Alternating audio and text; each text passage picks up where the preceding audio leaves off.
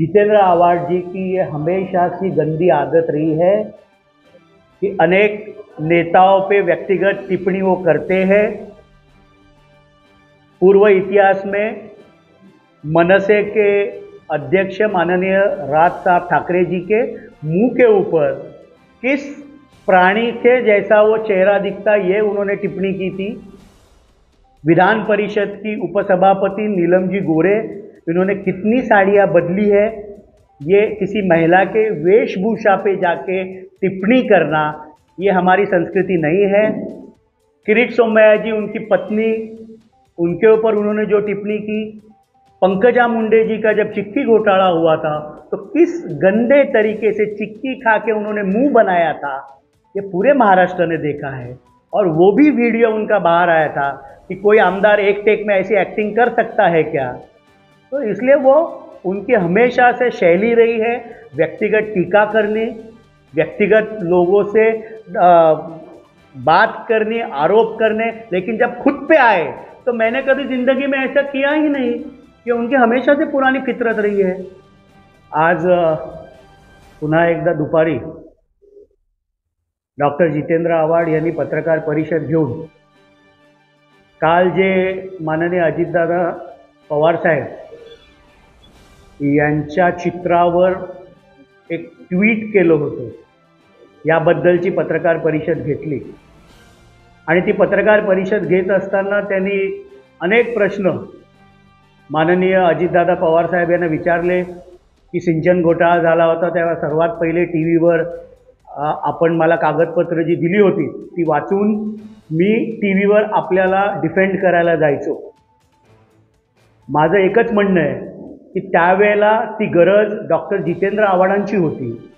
संपूर्ण महाराष्ट्राला स्वतःचा परिचय देण्यासाठी म्हणून, आपला TRP वाढवण्यासाठी म्हणून डॉक्टर जितेंद्र आव्हाड त्यावेळेला टीव्हीवर जायचे। आपण हे देखील म्हणालात की आपण माझ्यावर जर वैयक्तिक टीका केली तर मी देखील करू शकतो, पण आपल्याला बहुतेक विस्मृती झालेली आहे। अनेक महाराष्ट्रातल्या दिग्गज नेत्यांवर आपण अत्यंत खालच्या पातळीवर जाऊन वैयक्तिक टीका केलेली आहे। माननीय राजसाहेब ठाकरे यांचा चेहरा कशा प्रकारे दिसतो हे आपण काही वर्षांपूर्वी बोलला होता। विधान परिषदेच्या उपसभापती माननीय नीलमताई गोरे यांनी किती वेळा आपल्या साड्या बदलल्या, अशा प्रकारचं आपण विधान केलं होतं।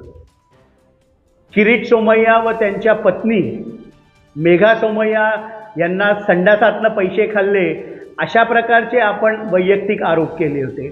आणि सर्वात घाणेरडा प्रकार आपण केला होता ज्यावेळेला चिक्की घोटाळा झाला होता। त्यावेळेला तो चिक्की घोटाळा दाखवण्यासाठी आपण चिक्की खाताना कशा प्रकारे वेडी वाकडी तोंड केली होती पंकजा मुंडे यांच्याबद्दल, हे जरा आठवा।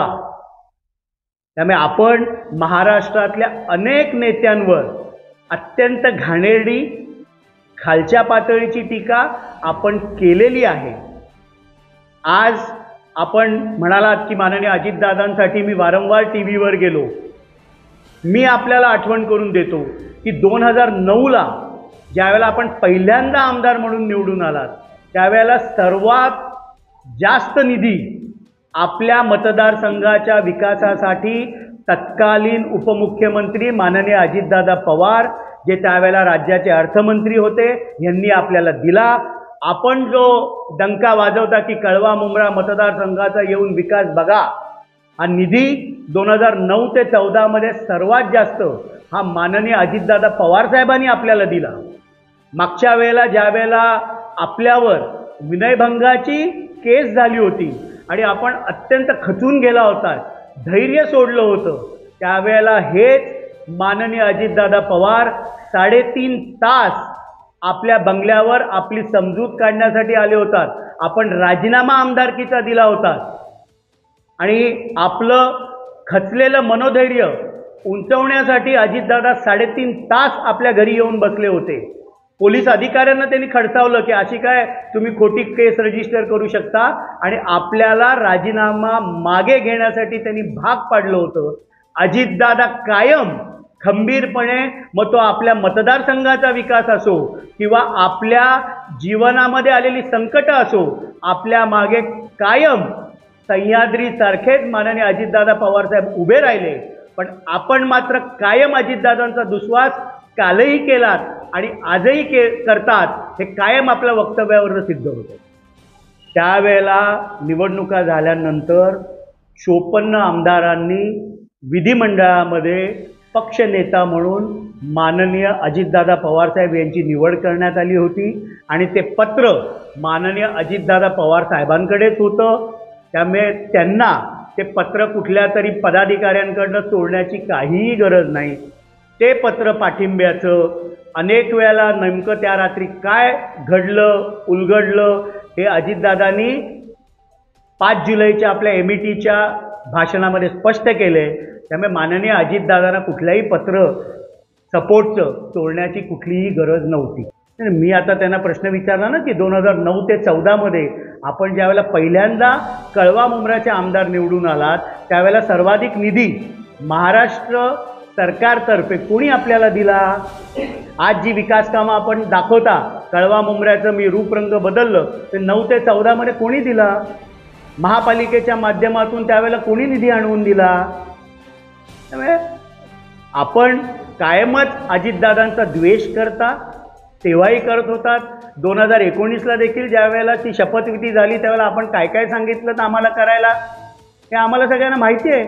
कृपा करून अजितदादांवर बोलताना आपण ताळतंब्या मागून बोलावं हीच त्यांना मी आज विनंती करतो. ज्या वेळेला एखाद्या राज्याचा मुख्यमंत्री राजीनामा देतो त्यावेळेला बाय डिफॉल्ट ते मंत्रिमंडळ बरखास्त होतं, कारण काउन्सिल ऑफ मिनिस्टर्सचा चीफ हा मुख्यमंत्री असतो. त्यामुळे मुख्यमंत्र्यांनी राजीनामा दिल्यावर त्या मंत्रिमंडळाचं अस्तित्व राहत नाही. इलेक्शन कमिशनमध्ये काल आणि परवाच आमच्या बाजूनी ज्येष्ठ विधितज्ञ मुकुल रोदगी साहेबांनी आमची बाजू मांडली. त्यावेळेला राष्ट्रवादीची घटना, राष्ट्रवादीच्या घटनेनुसार अंतर्गत निवडणुका झाल्या की नाही झाल्या याबाबतची संपूर्ण माहिती त्यांनी इलेक्शन कमिशनसमोर ठेवली.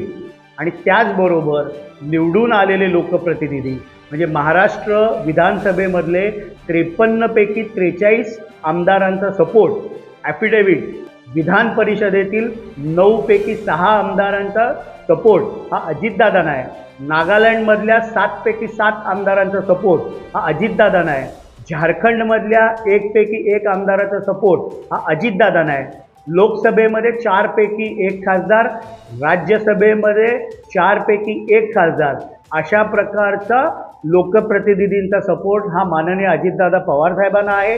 ॲफिडेव्हिटबद्दल जशा चुका त्यांनी आमच्या ॲफिडेव्हिट्समध्ये काढल्या, आमच्या वकिलांतर्फे देखील त्यांच्या ॲफिडेव्हिट्समध्ये अनेक ॲफिडेव्हिट्स अंडर एज लोकांची होती, 9 वर्ष, 14 वर्ष, 12 वर्ष अशा प्रकारची ॲफिडेव्हिट्स त्यांच्या बाजूनी दाखल करण्यात आली होती.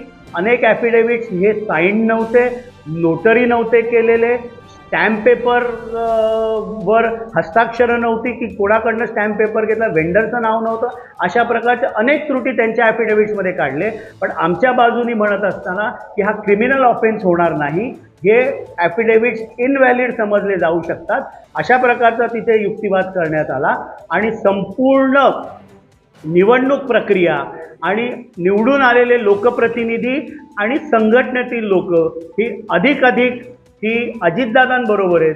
त्याचप्रमाणे 2019मध्ये विधानसभेच्या निवडणुकीमध्ये एकूण मिळालेली 66 लाख मतं, यातील जर 43 आमदारांना मिळालेली मतं पकडली तर ती 41 लाख होतात. आणि म्हणून जास्तीत जास्त संघटनेतली लोकप्रतिनिधी ही सन्माननीय अजितदादा पवार साहेबांबरोबर आहेत, अशा प्रकारचा युक्तिवाद करण्यात आला. पुढची तारीख ही शुक्रवार मिळालेली आहे. त्यावेळेला आमचे विधितज्ञ ज्येष्ठ मुकुल रोदगी असतील, नीरज कौल असतील, मनजीत सिंग असतील, ही आमची बाजू आम्ही मांडू. आणि आम्हाला विश्वास आहे की कायद्याच्या कसोटीवर पक्षाचं नाव, पक्षाचं चिन्ह हा निर्णय आमच्या बाजूनी लागेल, हा आम्हाला विश्वास. मी आधीही बोललो की त्यावेळेला ती जितेंद्र आव्हाडांची गरज होती. महाराष्ट्राला जितेंद्र आव्हाड कोण आहेत हे सांगण्यासाठी त्यांना टी व्हीवर जाणं गरजेचं होतं। अनेक वैयक्तिक टीका मी म्हणालो ना की त्यांनी राजकीय नेत्यांवर केलेले आहेत। त्यांचा तो व्हिडिओ पण आहे ना, एका टेकमध्ये कशी ॲक्टिंग केली, कुठला आमदार आहे का अशी ॲक्टिंग करू शकतो का, आहे ना व्हिडिओ। त्यामुळे ही त्यांची गरज होती आणि अजितदादा देखील सह्याद्रीसारखे त्यांच्या मागे उभे राहिले। 2009 ते 14मध्ये ज्यावेळेला अजितदादा पवार हे उपमुख्यमंत्री होते, राज्याचे अर्थमंत्री होते, सर्वात जास्त निधी हा जितेंद्र आव्हाडांना अजितदादांनी दिला। त्यांनी ते नाकारावं की निधी मला अजितदादांनी दिला नाही, की अजितदादांनी दुजाभाव केला माझ्याशी। अजितदादा त्यांच्या मागे, त्यांच्यावर विनयभंगाची केस ही झाली त्यावेळेला देखील सह्याद्रीसारखे त्यांच्या मागे उभे होते। पण डॉक्टर जितेंद्र आव्हाड हे कायम सन्माननीय अजितदादा पवारसाहेब यांचा द्वेष, तिरस्कारच करत आले, कालही करत होते आणि आजही ते करतात। हमारे न्यूज चैनल्स को सब्सक्राइब करें, लाइक करें, कमेंट्स करें, शेयर करें और घंटी का बटन प्रेस करें ताकि आने वाली हर वीडियो और अपडेट्स की नोटिफिकेशन आप सभी को मिलती रहे। जय हिंद, जय महाराष्ट्र।